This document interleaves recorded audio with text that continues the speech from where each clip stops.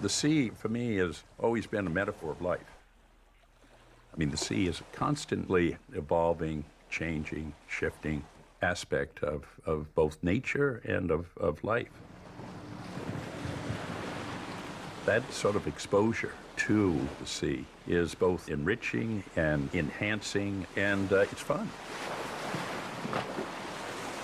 The sea, the wind, the outdoors, it is the most renewing, healing place for him, and always has been. All right, that's a good job. Yeah? Sweat it a little bit. He loves getting out and sailing. I think he's never more at peace, and perhaps in some ways never more in touch with his family and his roots and his brothers than when he's out there sailing. I grew up in a family that wanted to achieve in the sense of making a difference in people's lives. I know that Ted Kennedy has always been unbelievably sensitive to the accomplishments of his brothers. They were his inspiration. He has a legacy. He's done his very best to pick up where his two brothers left off.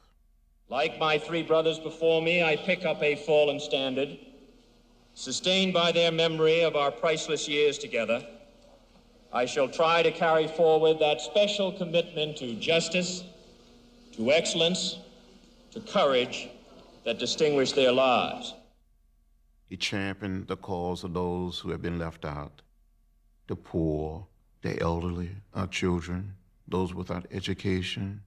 Was brought up to believe that, to those to whom much is given, much is required. But it's really bigger than that. He really feels a moral obligation to do everything possible to make this world a better place. I've heard Senator Kennedy say on many occasions that health care is not a privilege. It is a right. As long as I have a voice in the United States Senate, it's going to be for that Democratic platform plank that provides decent quality of health care, north and south, east and west, for all Americans as a matter of right and not of privilege. Because of Ted Kennedy, people have things today, they're able to do things today, they're able to reach for the American dream in ways that they never imagined. I first met the senator at something called Children's Congress through the Juvenile Diabetes Research Foundation. And he asked me to come to testify in front of Congress about stem cell research and the support for that. If I could help someone almost as much as Senator Kennedy's helped me, then I'd be a very happy person. City Year has given the opportunity for the best of our young people to serve in the community. He deeply believes that national service ought to be part of the everyday life of every single American.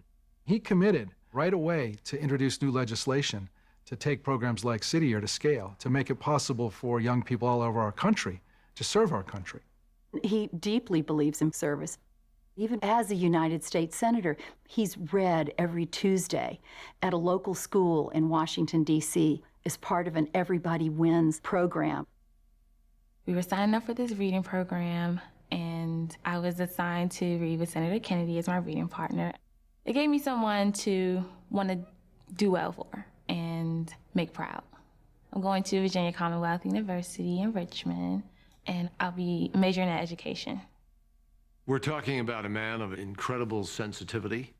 He has always been there for the troops. He's always been there understanding the sacrifices that those troops made. He's been there for their families.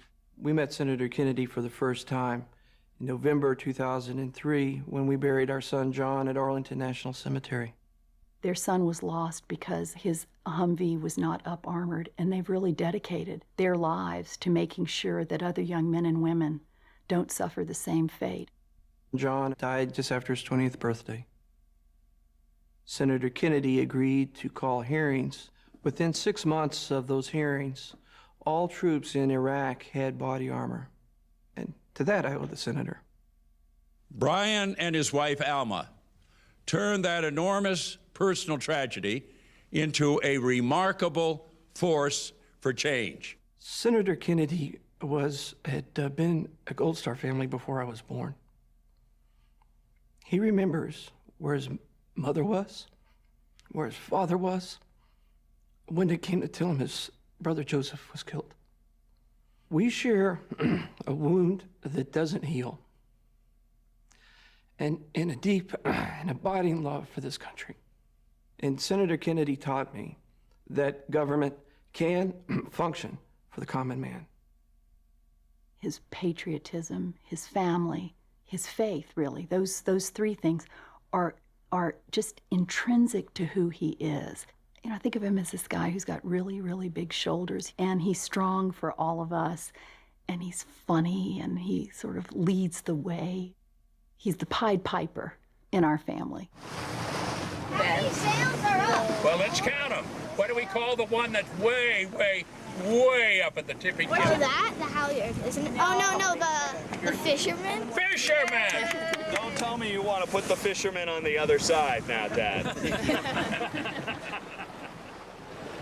In spite of all of the changes, in spite of all of the progress, Senator Kennedy would tell us that we still have a great distance to go.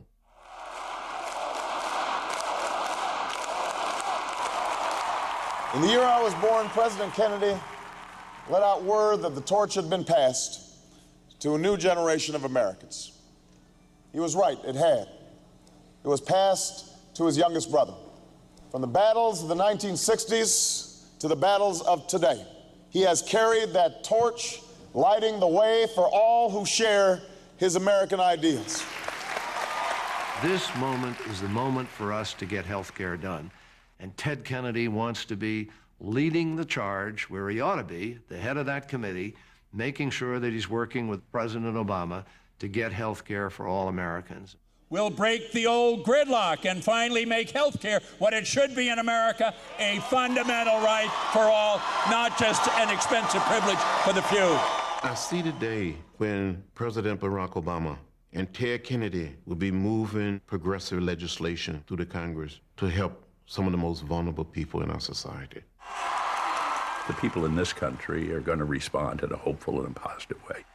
It's going to be a very, very dramatic and important alteration and change, and it's one that I'm looking forward to being part of. My friends, I ask you to join in this historic journey, to have the courage to choose change. It's time again for a new generation of leadership. It is time now for Barack Obama.